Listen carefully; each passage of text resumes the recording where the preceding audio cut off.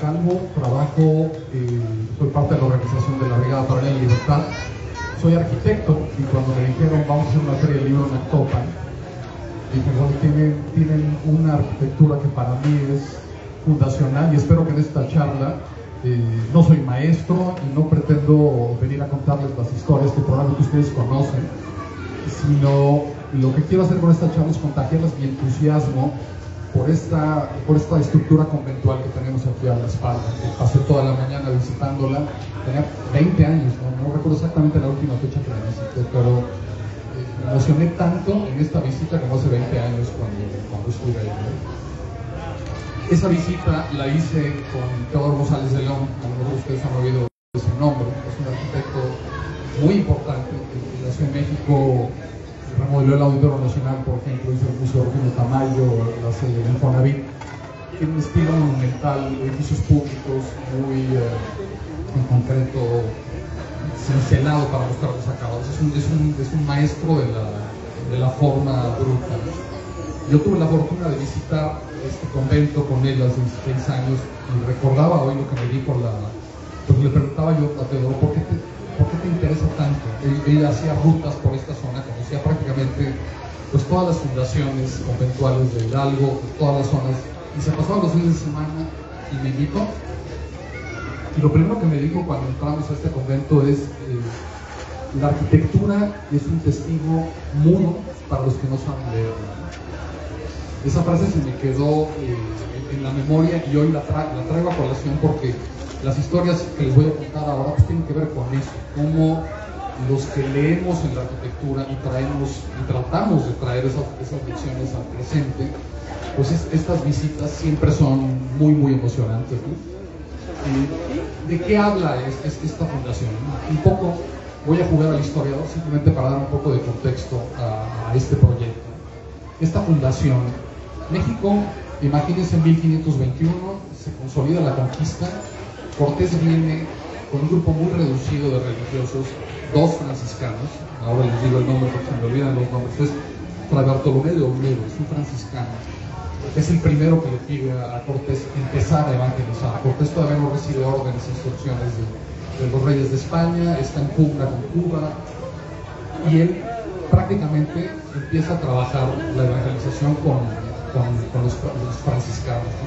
Esto es hasta 1530, los primeros 10 años de la ocupación española en México se dieron de la mano, digamos, es una ocupación militar y encima de esa ocupación militar está la asistencia religiosa de los franciscanos. Las primeras fundaciones que se dan todas en el Valle de México y Puebla son fundaciones que se hacen sobre centros religiosos prehispánicos. Llámese, aquí tengo la lista de esas primeras fundaciones que suceden en los primeros 10 años, ¿no? Que son Churubusco, Texcoco, Tlaxcala, bueno, y Puebla también, México y Puebla, ¿no? Huejotzingo, Cholula, Huexitla, Tepozotlán y Yecapixtla. Son esos primeros 10 años, los frailes están detrás del ejército y en efecto podemos llamar ese tipo de conventos como conventos de ocupación. Es una tipología que usan mucho los que estudian este tipo de conventos. Actopan no es de estos. Actopan corresponde a una segunda etapa que es muy interesante porque a partir de 1930 Tú sigue. el tema Tú sigue. Créeme, tú sigue. continúa. A partir de 1930 ya la corona española está organizada y entonces convoca a 2 órdenes más. Primero vienen los dominicos en el 27 y los agustinos, que son los que van a fundar a partir de 1935 este tipo de estructuras, que ya son de una segunda fase que podemos llamar fundaciones de penetración, es decir, brazos que empiezan a salir del centro de la Ciudad de México en diferentes direcciones, hacia el norte, que es primordialmente hacia donde se van los franciscanos, hacia Oaxaca, hacia donde se van los dominicos, Michoacán es otro de los brazos de los agustinos, pero esta dirección hacia Hidalgo y toda esta zona hasta Jalapa y Veracruz la toman los agustinos, ¿no? Y esta fundación inicia en 1948, aunque en realidad la construcción es de 1550, es decir, estamos ya 29 años después de la consolidación de la conquista. y el panorama es completamente distinto. Aquí se trata de formar a los indios. Ya estos primeros religiosos tienen lenguaje, tienen manera de comunicarse, y lo que a mí me sorprende, y es lo que estaba confirmando ahora que volví a visitarlo en la mañana, es tienen formación religiosa y su programa es evangelizar, pero necesitan arquitectura, necesitan hacer tangible su pedagogía y su poder. Y entonces este tipo de estructuras lo que hacen tangible. Es muy evidente, por ejemplo, cuando estaba viendo la capilla abierta, la pintura mural que se aplica. Hablemos primero de superficie, y si quieren paso después a hablar de cómo la intuición de estos monjes que no tenían formación constructiva los llevó a realizar estructuras que son de una fantasía y de una potencia estructural que incluso en el siglo XXI asombra, ¿no? Pero esa pintura moral que describe la creación, la visión de los agustinos, que creo que me saltó un poco cómo son distintos los agustinos de los franciscanos y los dominicos. Ellos sí se interesan por los indios, ellos sí quieren educarlos, a diferencia de los franciscanos, por ejemplo. Los agustinos sí confiesan, sí imparten todos los sacramentos. Los dominicos y los agustinos, los dominicos y los franciscanos eran mucho más elitistas, digamos, en su tratamiento de los evangelizados. Los agustinos no. Entonces, esas pinturas en la capilla abierta que hablan del génesis y el fin del mundo. O sea, la primera historia que les cuentan es: el mundo tiene un origen y el mundo va a tener un final, ¿no? Y entonces pintan ese espectacular muro en un espacio abierto. En Mesoamérica no había espacios cerrados. Esto es algo que también es muy importante mencionarlo. Los europeos estaban acostumbrados al culto en espacios interiores, pero los mesoamericanos, todos los centros ceremoniales, el altiplano, hasta Oaxaca, todo, digamos que en Mesoamérica su característica principal es espacios abiertos, habitaciones con taludes, tableros, que lo que hacen es enmarcar el paisaje, pero no hay espacio interior. Entonces hay un choque. Esta arquitectura que sí que tiene una pedagogía, pero también tiene un brazo militar. Yo me imagino el choque que debe haber sido para esos primeros pueblos indígenas ver un espacio, una caverna que construían y que sabemos que se les caían, porque esos muros que llegan a tener, en el caso de Atojas, hasta 2 metros de profundidad, no necesitan pero se colapsaban bajo su propio peso porque los frailes estaban levantando estructuras que realmente no sabían de resistencia a materiales.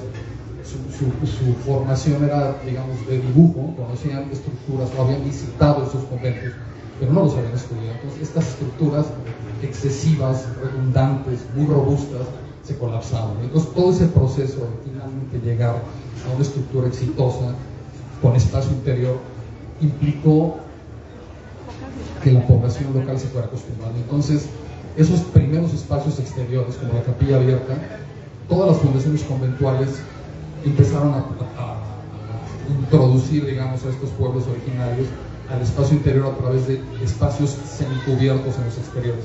Aquí hay una capilla abierta. En otros conventos hay, les llaman capillas posas, que son espacios ubicados en las esquinas del atrio. Los usos, otra vez, cada orden tenía diferentes pedagogías. Hay quienes dicen que eran sitios para posar las figuras de veneración, las figuras de los santos. Eso también es muy interesante porque los agustinos, a diferencia de los franciscanos y dominicos que impulsan el milagro guadalupano y que estaban peleando contra la idolatría, los agustinos se oponían mucho a esta idea de seguir, de confundir. Ellos venían con una religión monoteísta y el estar hablando de santos y vírgenes se prestaba para confusión. Entonces eso también se ve en este convento. Es una pedagogía, hay una historia. Esto viene de San Agustín, el fundador de esta congregación. Siento que estoy saltando de tema en tema, pero San Agustín es probablemente el pensador más importante de la Iglesia Católica en los primeros 10 siglos. Es un obispo. Él se convierte a los 33 años. Vivía en el norte de África, viaja a Roma y se convierte al cristianismo en un momento en el que está a punto de convertirse en la religión de Estado y dominar Europa. Entonces Agustín está muy preocupado por definir estas historias que este templo cuenta, ¿no? Cuándo empieza la historia de la humanidad, cuándo termina, cuál es la labor de Dios. Todo eso está pintado en este convento. El cubo de la escalera, por ejemplo, para subir a las celdas monacales después de dar la vuelta por el claustro, tiene pintadas a todas estas figuras, a todos los obispos posteriores a Agustín, hasta llegar hasta Nicolás Tolentino, que es el que da nombre de esa, que le dedican esta fundación conventual. Pero ahí está toda la historia de esta obra. Entonces yo me imagino a estos frailes que estaban aprendiendo a ser constructores, estaban aprendiendo el idioma, estaban aprendiendo a comunicarse, cómo trataban de contar esta historia. Entonces, y regreso a lo que decía al principio, la arquitectura es un testigo mudo para los que no lo saben leer, ¿no? Aquí hay una invitación fascinante, primero a descubrir los orígenes de México, el México como lo entendemos hoy, ¿no? Que es producto de un choque de culturas. Hoy yo creo que la palabra conquista deberíamos, yo soy de esa escuela, deberíamos no utilizarla y hablar de lo que fue una ocupación militar, pero que a casi 5 siglos de distancia podemos decir con mucha seguridad que ha producido una cultura fabulosa y rica en arquitectura. Este tipo de estructuras pues siguen siendo referente, y ahora les voy a dar un ejemplo muy concreto. Teodoro se obsesionó con los conventos mexicanos porque él trabajó con un maestro francés, Le Corbusier, que en 1945 estaba reconstruyendo Europa al término de la Segunda Guerra Mundial. Las ciudades, Francia estaba devastada, así como toda Europa, y buscaban modelos. Este arquitecto, el maestro de mi maestro, estudiaba los conventos en Europa. ¿Por qué? Porque buscaba en ellos un balance virtuoso entre espacios privados y espacios públicos. Este convento, desde el punto de vista privado-público, es toda una asociación. Para llegar a la celda privada, ese pequeño espacio con su ventana que tiene un asiento forjado en el nicho de la ventana, para llegar a ese espacio que digamos que es el más íntimo de toda la estructura conventual, pues hay que recorrer espacios públicos que van cambiando de escala, que van reduciendo la luz, el acceso de la luz.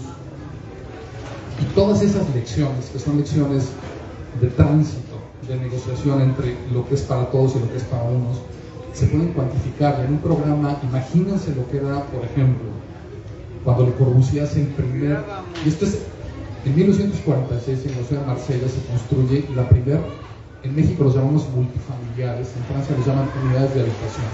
Es un edificio con 1.600 departamentos de 50 metros de altura, que en las teorías del Corbusier, que Teodoro estudiaba y que parten de estas estructuras, Le Corbusier decía, en lugar de hacer 1.600 casas y ocupar un área de 2 hectáreas, vamos a liberar ese suelo, se lo vamos a entregar a esas 1.600 familias que van a habitar en densidad en un edificio vertical y van a compartir un área comercial, con una idea un poco de autosuficiencia, como son estos conventos, tienen su propia huerta, es una especie de microcosmos. En el caso de las teorías de urbanismo actual, que ven a este tipo de estructuras como ejemplo de estudio, pues literalmente cuantifican cuántos metros eran para todos y cuántos metros eran para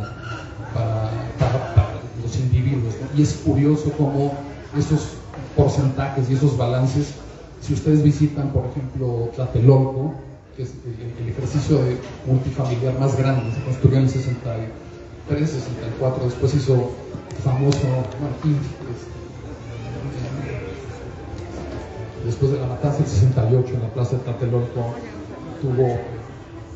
pero es un ejemplo que en México hizo época y apunta a través de esta línea de Teodoro González de León. En el caso de Tlatelolco es Mario Pani, el arquitecto, pero Pani también estudió en Francia y también estaba aplicando modelos de urbanismo como los que les cuento que usaba Le Corbusier, ¿no? Esa es una dimensión. La más personal y la que a mí más me emociona es la plástica. Ahora que estaba recorriendo la cocina del refectorio y me encanta, literalmente me abrazaba de los muros, no para sentirlos, sino para medirlos, porque yo como arquitecto Yo sé que cuando me paro y levanto la mano, estos son 2,20 metros, cuando me paro y abro mis brazos, esto es 1,60. Entonces iba midiendo los muros del convento y llegué a medir un muro de 2,40 metros de ancho. O sea, es casi una casa. De departamentos mínimos en la Ciudad de México que tienen 3 metros 10 de ancho. Aquí hay muros transitables que tienen nada más el espesor del muro. El espacio interior tiene 10, 12 metros, pero el muro, solamente el muro, tiene 2,20 metros. Es una cosa que para los que nos emocionan las estructuras es tremendamente emocionante sentir. Y como se los digo, tuvieron que levantarlos seguramente muchísimas veces porque la piedra solo trabaja con presión y no se puede darle esas formas tan caprichosas y los cortes diagonales y luego con hornacinas, estos nichos que se colocan en las esquinas, todas esas, horadar esos muros con esta idea plástica de colocar un santo o de dejar, por ejemplo, en el caso de la cocina, abrir una ventana triangular, sí, para que entre la luz, pero a través de un óculo, que para los que siguen la iconografía católica, pues estamos viendo un símbolo trinitario, ¿no? Es el triángulo de la Trinidad y el ojo de Dios en medio de con una función útil, que es traer luz a la cocina, pero una función simbólica y estética que es para mí la más emocionante, ¿no? Es muy importante, creo, que este patrimonio se estudie. El Fondo de Cultura Económica tiene 2 libros que les recomiendo. Uno se llama Arquitectura Conventual del siglo XVI de Kugler. Es un libro de texto en las escuelas de arquitectura. Tiene ya 70 años y debería actualizarse. Eso lo he dicho mucho a Paco, que debería realmente actualizarse ese estudio porque no es exhaustivo. Hay, por ejemplo, hice la lista y me quedé en el segundo tipo de fundaciones de penetración, que Actopan es convento de penetración. En esos 30 años se fundaron en el estado de Hidalgo, nada más en el estado de Hidalgo, 26 fundaciones. Huejutla, Tlanchinol, Molango, Mestitlán, Guayacocotla, Tutotepec, Pahuatlán, Totonilco, Ajacuba, Chapantongo, Ixmiquilpan, Actopan, Chalpulhuacan, madre mía, que la vayan diciendo los demás y tú repites. Son 26. Mejor. Piensen en este sexenio, que es un sexenio desde mi punto de vista muy exitoso en términos de infraestructura. Básicamente nos va a dejar una nueva refinería, una infraestructura ferroviaria que atraviesa la Lacandona y conecta varios estados en el sur de la República. Son 6 años. Este convento lo empezaron en 1550 y lo terminaron 10 años después. Estimamos que 4 a 6 monjes estaban aquí simultáneamente coordinando las obras de unos 7,000 lugareños. Eso es lo que estiman los arqueólogos que tenían, la población que tenía Actopan en ese momento. Nada más imagínense, y ahora imagínense que no es nada más esta, sino son otras 26 fundaciones que suceden en el espacio de 30 años. La arquitectura conventual del siglo XVI y específicamente de los primeros 50 años del siglo XVI es la explosión constructiva más importante de la historia de México. En los siguientes 300 años de la colonia no se va a ver ni ese ritmo ni esa calidad en la construcción. No hay ningún palacio real, y esto es otra cosa que las órdenes mendicantes que construyen, la pobreza estética, no pobreza de aspiraciones, sino pobreza de medios, me parece muchísimo más emocionante que cualquier palacio municipal, y los conozco casi todos, sobre todo los de la colonia. Entonces es muy emocionante constatar que estos seres humanos, ya nos llamamos religiosos, sin formación, sin medios, pudieran producir en tan poco tiempo una arquitectura generalizada tan importante. Y dentro de ese contexto creo que Actopan es probablemente una de las joyas de la corona. Yo tal vez rivalicen en mi gusto personal con otras estructuras de los agustinos, que me parecen también los mejores arquitectos. Los franciscanos pecaban de demasiado puros y demasiado simples, los dominicos eran un poco lentos y torpes, pero los agustinos en su ruta, la ruta que está hacia Michoacán, en Cuitzeo, Yuriria, Sinsunzán, esa serie de conventos, ese es el tercer tipo de fundaciones, ya que hubo la ocupación militar, ya que hubo la ocupación de penetración, que es Actopan y otros ejemplos, empieza la penetración lineal. Y esto ya es, digamos, de etapa industrial. De lo que se trataba era cada orden. En ese momento, esos primeros 50 años, solo hay 3 órdenes. Son los franciscanos, los primeros, los dominicos y los agustinos, pues están peleando por sacar brazos a su territorio y ganar para su congregación esos espacios, ¿no? Al grado de que en 1570, o sea, prácticamente al término de esos primeros 50 años, el rey de España, Felipe II, promulga en 1561 la Real Cédula de Felipe II, que lo que controla esta cédula es la distancia mínima que tiene que haber entre conventos. Porque somos seres humanos, ya sabemos que, ¿por qué todos los arqueólogos, por qué hay tantos libros sobre la zona maya? Porque pues, es Caribe, es muy calentita la zona, y a todos los arqueólogos les encanta estar en Yucatán, en Cancún, y entonces las fundaciones conventuales empezaban a ser excesivas y muy pegadas unas de las otras, y no estaban teniendo la verdadera función de penetrar en el territorio y evangelizar. Entonces aquí están viendo cómo estas estructuras eran verdaderamente los órganos de gobierno. Hasta las leyes de reforma, en estos espacios se emitían actas de nacimiento, actas de matrimonio, actas de defunción, se levantaban testamentos, sucesiones, en fin. Estos monjes que trabajaban para la corona española eran también funcionarios de Estado, y esa era otra de las dimensiones de estos espacios, ¿no? Pero otra vez, comparen la experiencia de un espacio con esto, cualquier edificio cívico de los que hacemos ahora, ¿no? Lo hemos perdido mucho, ¿no? Oiga, también eran los panteones de la iglesia, que era la que gobernaba el panteón. Yo me digo que aclararle también, usted dice que gobernaban, eran los que llevaban los registros de matrimonios, de nacimiento, de fallecimiento, y además los panteones estaban. La explanada que estaba entre la Capilla Vieja era el panteón o Camposanto en ese tiempo. Después ya se cambiaron, se llamaron panteones, pero eran camposantos.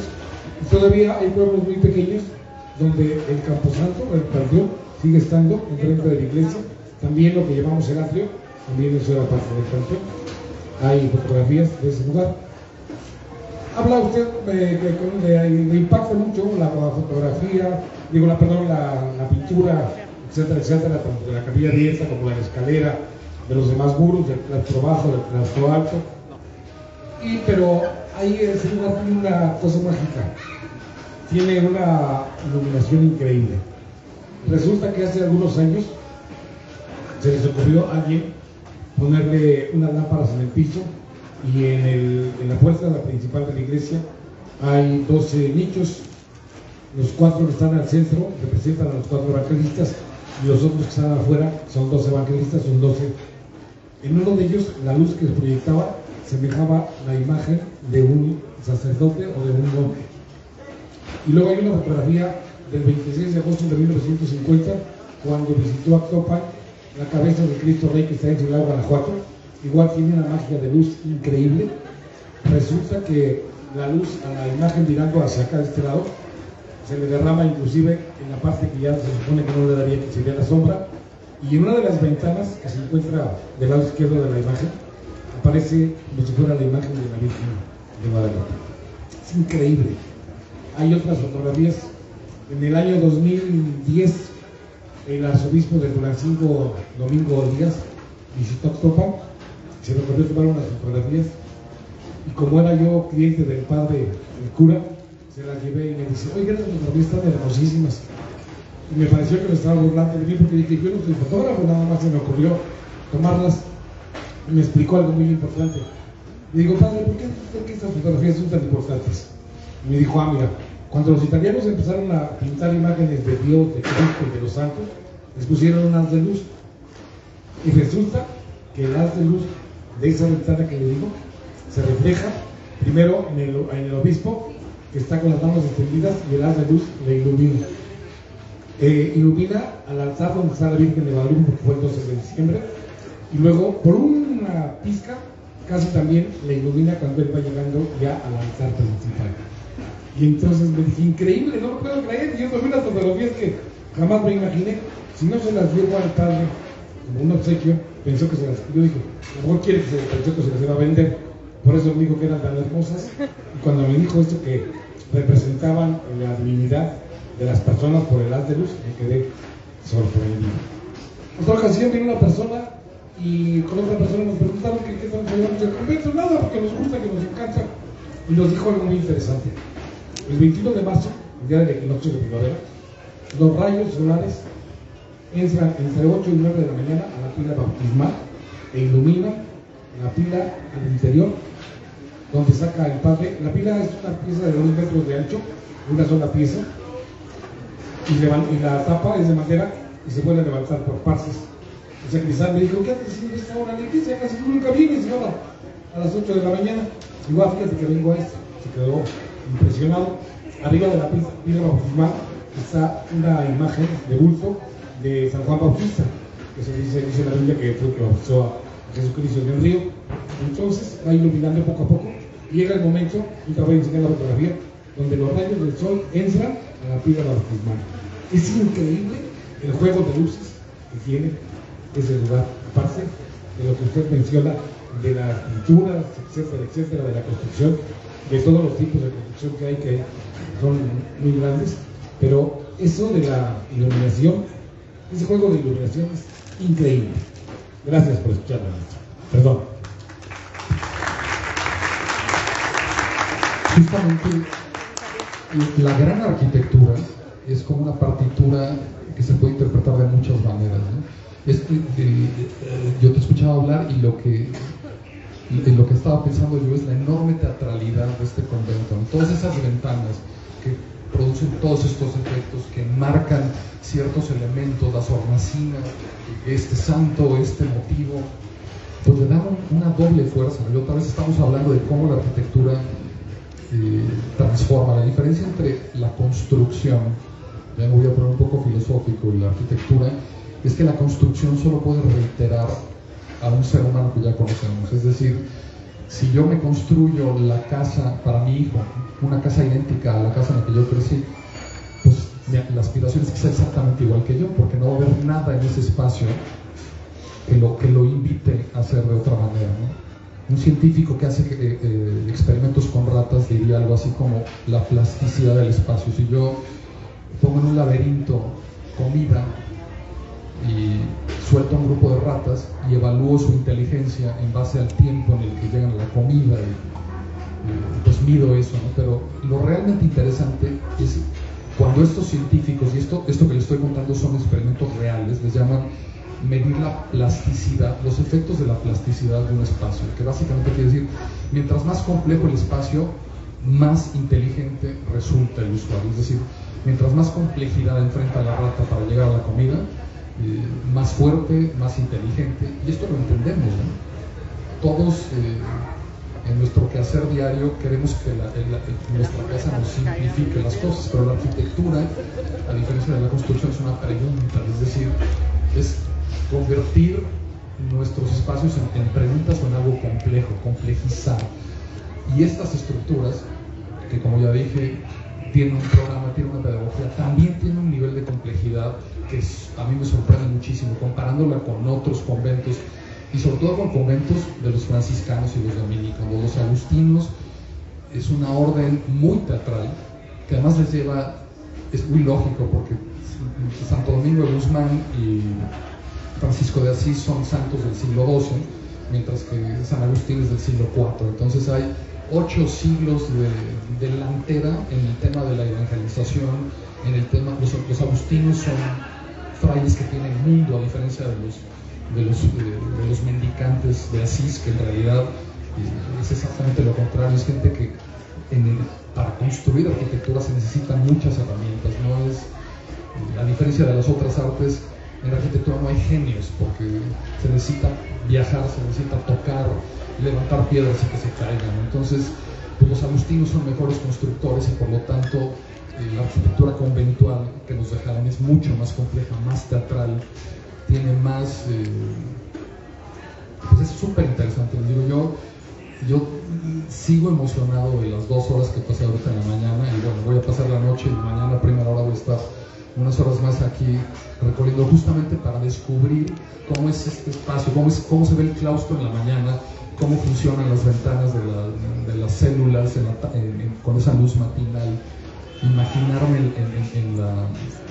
en la piel de un monje que está... Me parecen personajes fascinantes. Yo de verdad quisiera que alguien escribiera una novela que no existe, y esto me parece increíble, centrada en un monje de esos monjes mendicantes de los primeros 50 años de la ocupación española en México, ¿no? Porque son de veras hombres que me resultan increíbles, fascinantes, prometeicos en su capacidad de imaginar, producir, organizar un colectivo, porque también eso es la arquitectura, ¿no? Es un esfuerzo colectivo. Nadie puede hacer, la arquitectura no es un dibujo en un plano, no es una idea que comparto, a diferencia de un pintor, de un escultor, de un músico. La arquitectura es un arte colectivo y requiere de un entusiasmo de una sociedad, y claramente Actopan es un sitio con mucho entusiasmo, con un acervo de arquitectura espectacular. Este sitio se lo he compartido a arquitectos de todo el mundo, y cuando mando mis fotografías, ahora estoy preparando un video, espero poder subir mañana al Extra 2, porque he visto miles de fotografías. Ahorita me acuerdo de Max Cheto, otro gran arquitecto que trabajó con Luis Barragán en el Pedregal. Traía a sus hijas, Bettina Cheto, y me enseñó las fotografías cuando fui a ver el acervo de su padre, y tenía enmarcada una fotografía de ella con su hermana y su madre en el Extra 2 de la iglesia, con todos estos remates, estas almenas que los puristas tecnocráticos, diría yo, dicen, no, es una fortaleza militar, claramente, son almenas medievales para que los monjes pudieran subir y dispararle a los chichimecas, a los pueblos que asediaban el convento, cual es pura fantasía, ¿no? Porque si los analizas como estructura militar no funcionan, son elementos estéticos. Y claro, cuando estás sobre el Extra 2, que es un privilegio que pocos han tenido y yo espero poder tener, porque además no hay nada más emocionante que subirse al techo de una catedral. Yo me he subido a muchas en muchos países, y ahí es donde sientes la presión. O sea, esta bóveda que tiene 13 metros, una bóveda de medio punto, ahí es donde si te paras encima, ves el espesor de los muros, porque los contrafuertes salen, estás viendo el espesor de los muros, te imaginas la presión lateral que ejercen, y tú estás parado en medio, te sientes como si fueras la clave de un arco que está completando el elemento estructural y que permite que el todo funcione. Es el sitio donde sientes la emoción de la estructura y de la estética también. Y claro, rodeado de estos pequeños templetes, que algunos llaman, al menos yo los llamo templetes, son también como resinas, como nichos para... Yo me imagino que ahí pudieron haber usado también esos espacios para colocar figuras de veneración en fiestas, porque son nichos, no son elementos defensivos. Yo, por lo menos no, y los arqueólogos y la gente que ha escrito sobre este tema no se pone de acuerdo. Desde luego que yo me pronuncio como es un fenómeno, son decisiones estéticas en una estructura tan fascinante, tan plásticamente rica como esta. Pues claramente el imaginario de estos frailes arquitectos era eso. Sus decisiones estaban primordialmente guiadas por la emoción estética, ¿no? Otra cosa importante de estas estructuras, ya les dije cómo han servido a urbanistas del siglo XX para proponer proyectos multifamiliares y encontrar equilibrios entre los espacios privados y los espacios públicos. También las estructuras conventuales acabaron ordenando a los pueblos, porque los ejes cardinales que ordenan, esta iglesia está ordenada, el presbiterio está en poniente, el acceso en el oriente, norte, sur, estos ejes que trazaban el recinto conventual, o sea, colocaban, lo primero que hacían era colocar una cruz atrial, la cruz que vemos cuando entramos a la iglesia, digamos, marcaban el territorio, trazaban un paralelepípedo, un rectángulo, y lo orientaban en ese sentido. Y ya sabían dónde iba a quedar la iglesia, el espacio público del atrio, la huerta y el claustro del lado sur. Este imaginario cardinal también, pues todo el trazo que acaban tomando las ciudades coloniales, lo toman. Tiene que haber también un decreto de Felipe II, pero ya es una realidad. Estos elementos como ordenadores del espacio ya están ordenados así, por lo tanto, todas las calles que irradian, pues van a tomar, ortogonales, van a tomar esas orientaciones norte-sur y oriente-poniente, ¿no? Entonces, por donde veamos, la arquitectura del siglo XVI mexicano está más viva que nunca. Es una experiencia estética en la que vale la pena perderse. Y pues con eso creo que yo puedo cerrar, y si alguien tuviera alguna pregunta, con mucho gusto trataré de contestárselas. Creo que ya no sé dónde quedó. Ahorita les dan uno de ellos.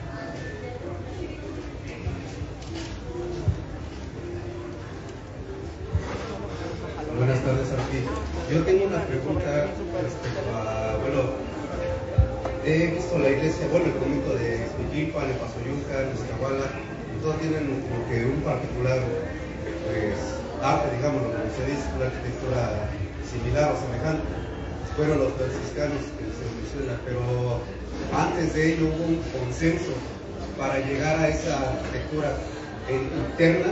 Entre ellos así fue como que yo tengo esta propuesta, yo tengo esta otra propuesta. ¿Cómo llegaron a elegir que fuera así? ¿Cómo llegaron?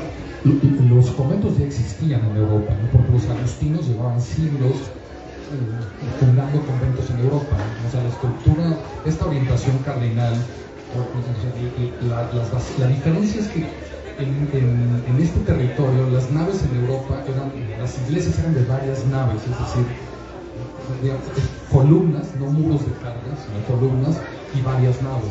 Lo más común eran 3 naves, ¿no? Esta tiene una sola y solo muros. Esto es solo mexicano, ¿no? En el resto, más bien de este continente, porque en Europa se hacían iglesias de una nave hasta el románico. Y realmente la explosión, las grandes catedrales europeas empiezan con el gótico.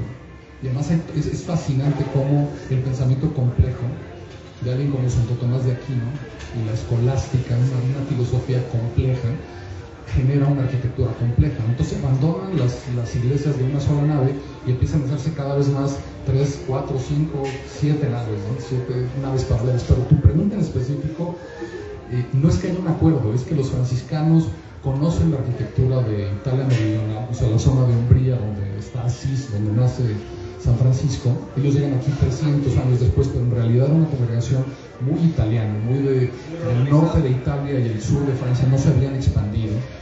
El que hayan sido los primeros en fundar conventos en México es producto de la amistad de este fraile, que les di el nombre, con Cortés. Él viene en el barco Cortés, no es que ni el Vaticano ni la corona española decidieron que los franciscanos llegaran primero, ellos ya estaban en el barco.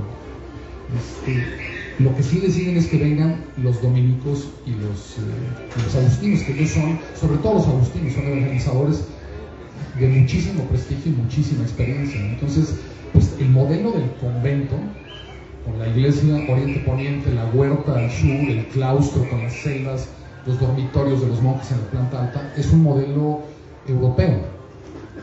La manera en cómo lo aterrizan aquí básicamente es con muros de carga, porque no tenían, aunque otra vez la techumbre del claustro en este caso son bóvedas de nervio, que son mucho más complejas. O sea, eso ya te dice que en 1550 tenían unos canteros y un maquinario estructural, o sea, ya podían literalmente distinguir las cargas laterales de las verticales, que eso es lo que hace una estructura compleja, es cuando ya entiendes en qué sentido se están distribuyendo las cargas y las puedes separar.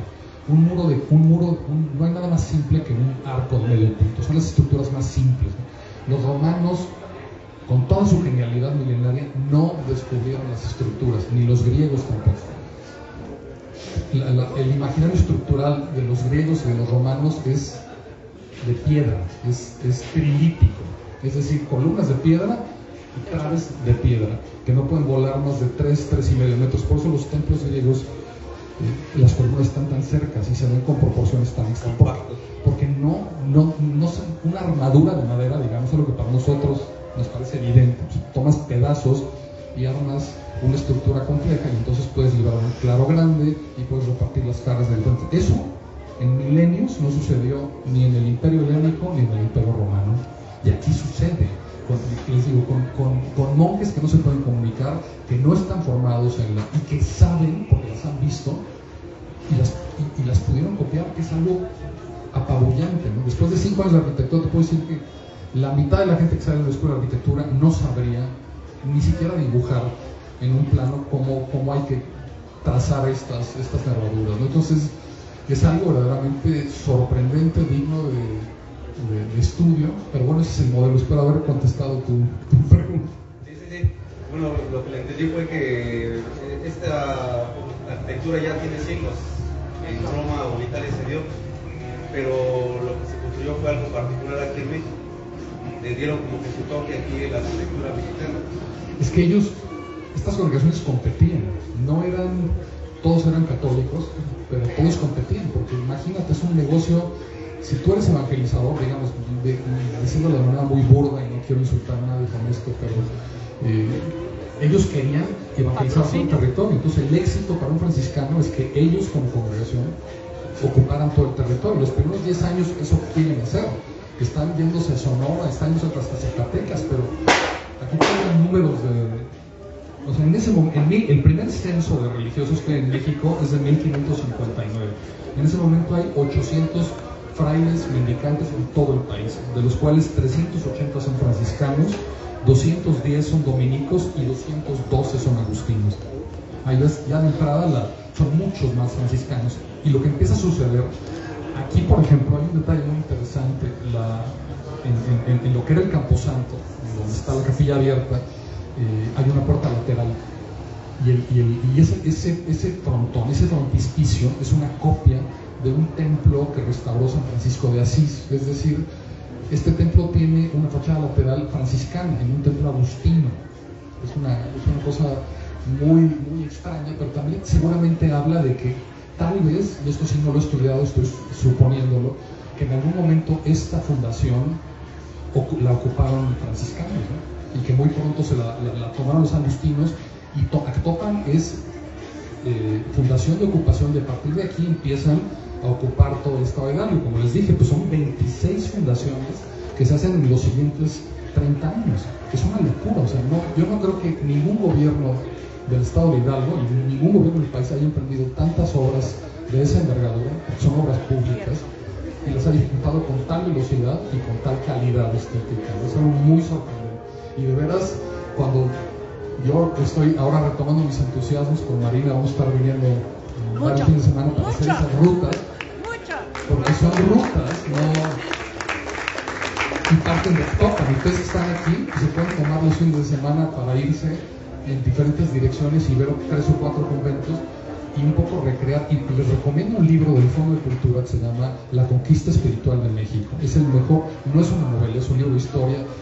Desafortunadamente no está escrito con una gran prosa, pero tiene muchísima información. Y ahí, esta pregunta que me haces, tiene un capítulo completo, donde te da pelos y señas de la cédula real, de las cartas de Cortés, de Fray Bernardino de Sahagún, de dónde está sacando la información y cómo es que puede decir cosas como los franciscanos peleaban territorio y se los tuvieron que quitar, los dominicos tenían, o sea, te mete un poco en el mundo político de la evangelización y por qué a veces tenían éxito y a veces no. Muchísimas gracias.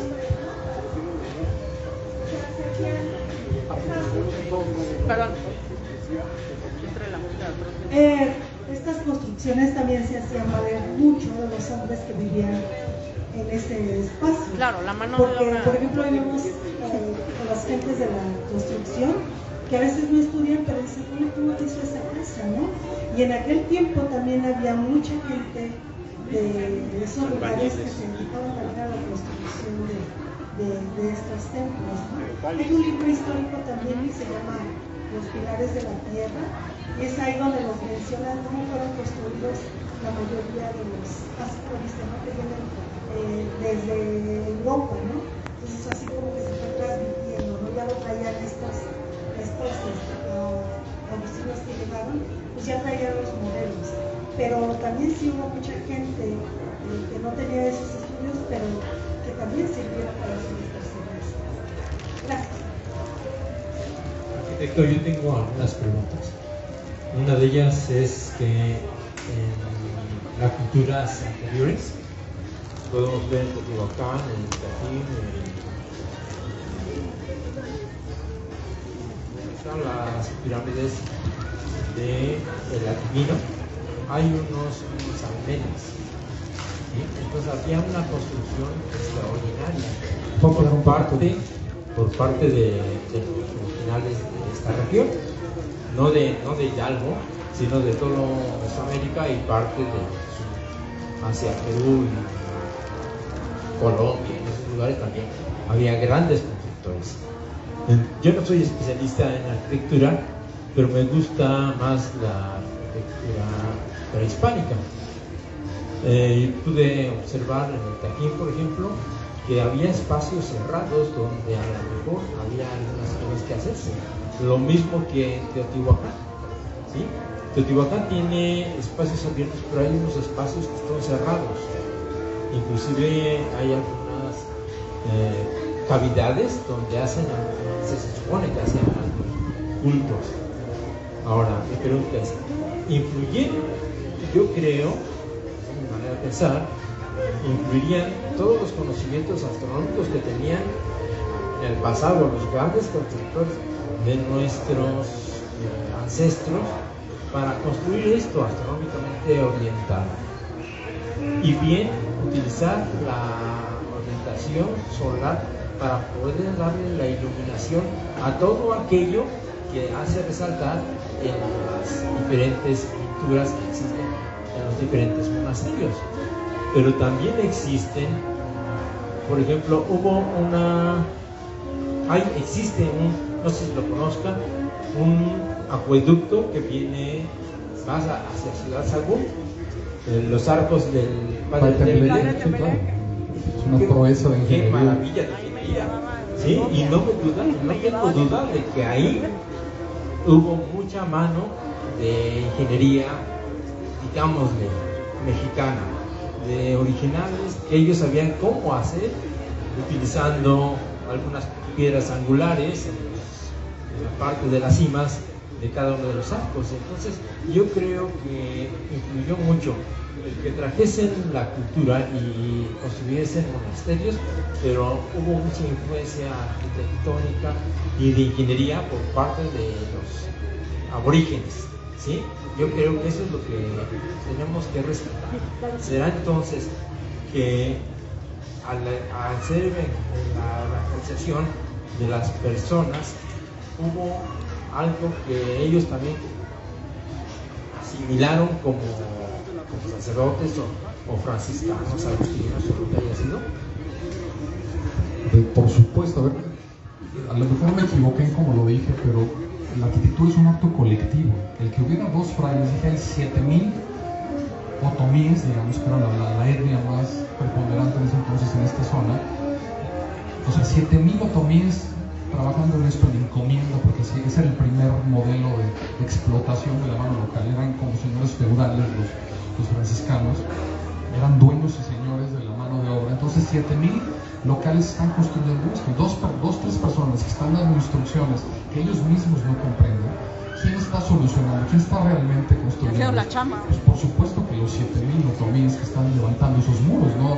Los frailes están levantando la mano, pero también no se puede disminuir el mérito porque no son, como les dije, las ocupaciones militares, las primeras, las de Churubusco, Texcoco, sí son el ejército español y los monjes franciscanos literalmente golpeando a la gente para que trabaje. Aquí estamos ya en 1550, es decir, 30 años después, donde ya hay una nueva generación. Sagún ya empezó a traducir el náhuatl, los primeros códices ya hay, digamos, un puente. Ya no dependemos, como Cortés, de la Malinche, de una sola persona para tratar de comunicarnos con los locales. Ya hay una generación que entiende y se comunica. El nivel de complejidad que se añade es, pues ahora vamos a hacer arquitectura y nadie sabe cómo hacerlo. Claro que hay en esos 7,000 otomíes gente que trabajó en basamentos piramidales y que sabe desplantar una estructura, sabe hacer plataformas, sabe levantar muros, sabe tallar la piedra. Lo que no saben es hacer estructuras, ¿no? Es decir, usar elementos como las dovelas que hacen un arco, ¿no? Primero saber que existe una estructura compleja, que eso los monjes las han visto, no las han analizado, pero saben que un arco existe, que tiene partes, y entonces empiezan, por eso es el modelo más común en todas las iglesias del siglo XVI, una sola nave y bóvedas de medio punto de cantera, ¿no? Que se tardaron, como les digo, los primeros 30 años se caían todas. La primera, al lado de Teotihuacán, que es a Colman, el templo de Colman, ahí se puede visitar, en una zona ubicaron en excavaciones los fragmentos de los arcos que se cayeron, que ni siquiera eran de medio punto, que es una cosa, o sea, con un hilo y un clavo trazas un círculo, ¿no? Con ni siquiera eso tenían claro los monjes, que tenía que ser exactamente un hemiciclo y no sabían trazarlo, y se tardaron, hicieron varios intentos para llegar a eso, pero bueno, Actopan ya llega en un momento en el que, digamos, ya hay una inercia, ya hay un puente entre los constructores mesoamericanos y los europeos que quieren, y claro que son geniales, porque estos muros de 2,20 metros de espesor, que no se caen, y que están horadados de 1000 maneras para todos estos detalles de los que hemos estado hablando, para que la luz teatral, para que la hornacina con el motivo, que la pintura mural, que todo vibre y que todo se presente de la manera más emocionante. Eso es increíble, que se dé ese nivel de complejidad con unas lagunas de oficio tan enormes, sobre todo visto desde nuestra perspectiva de hombres del siglo XXI. Nos sorprende, a mí no deja de sorprenderme, ¿no? Me quedan 2 minutos. Para terminar, estamos sobre el tiempo. Esto es una apreciación personal, a lo mejor algún día la leí, ya no me acuerdo, pero recalcar la elegancia de la fachada, que pues es más plateresca, y habla de elegancia porque uno se siente en las escaleras y hay un gran muro sin ningún elemento, y de repente todo se concentra en el arco, en la parte central de la entrada, y eso hace un monumento muy elegante. Entonces, a mí me parece que la fachada de Actopan sobresale por esta elegancia, y parece que no hay elementos, pero los pocos que tienen, que son platerescos, le dan un realce maravilloso a todo el mundo. Nada más eso. Sí, bueno, para terminar, que quedan 2 minutos, la riqueza de estilos totalmente caprichosos, que esto es una mezcla también muy de Actopan, o sea, arcos ojivales, porque el claustro del primer nivel es casi gótico, el segundo son otra vez arcos de medio punto, en fin, hay una mezcla, el torreón es muy mudéjar, este estilo mozárabe del sur de España, es un eclecticismo, una mezcla de escuelas y de estilos que también te habla de, pues, ¿por qué no? La fantasía de estos frailes es, yo recuerdo, seguramente alguno de ellos conoció la Alhambra o conoció la Mezquita de Córdoba, en fin, tienen un imaginario complejo y lo reflejan por todos lados, y eso es también, para los que nos gusta la arquitectura, para los que leemos esto como un texto, es fascinante, no empieza y no termina. Yo de veras los invito a que estudien este convento, búsquense Arquitectura Mexicana del siglo XVI de George Kubler, La conquista espiritual de Robert Ricard, todos en el Fondo de Cultura Económica, y muchas gracias. Creo que con esto se cierra la feria, no sé si... Tenemos la Mónica nada más. Tenemos ahorita otro evento, pero bueno, muchas gracias. Y los invito a que busquen la Brigada Paralel Libertad. Estamos en las redes como Brigada Paralel Libertad. Ahí hay en nuestra página 280 libros gratuitos para descarga gratuita, donde hay libros de Elena Poniatowska, de Patrinacio Taibo, de Juan Villoro, en fin, grandes escritores. Los invito a que descarguen esos libros también. Y muchas gracias. Brindemos un fuerte aplauso a José Ramón Calvo por esta charla acerca del templo y el convento de San Nicolás de Tolentino. Reciba el conocimiento de manos de nuestro presidente municipal y secretario municipal. Para José Ramón Calvo, que es un honor y un placer que esté con nosotros aquí en Actopan, le agradecemos mucho a José Ramón y a la Brigada para Leer de Libertad, al Fondo de Cultura Económica, por supuesto a todos y todas quienes han estado presentes en todos estos eventos del Festival Efrén Rebolledo, que es la tercera edición del festival, aunque en Actopan llevamos 2 ediciones. Les agradecemos mucho por estar presentes a todas y todos ustedes. A nombre del Ayuntamiento, José Ramón, de el maestro Manuel Pacheco, de la regidora Cata Gutiérrez. Le entregamos este reconocimiento a nombre del pueblo de Actopan y del ayuntamiento. El reconocimiento con mucho corazón para José Ramón Calvo por su participación en la tercera edición del Festival de Fren Rebolledo en Actopan, Hidalgo. Muchísimas gracias, José Ramón. Se siente fuerte el aplauso para José Ramón Calvo, que nos ha venido a dar esta interesante charla. Nos seguimos, no se vayan, estamos a punto de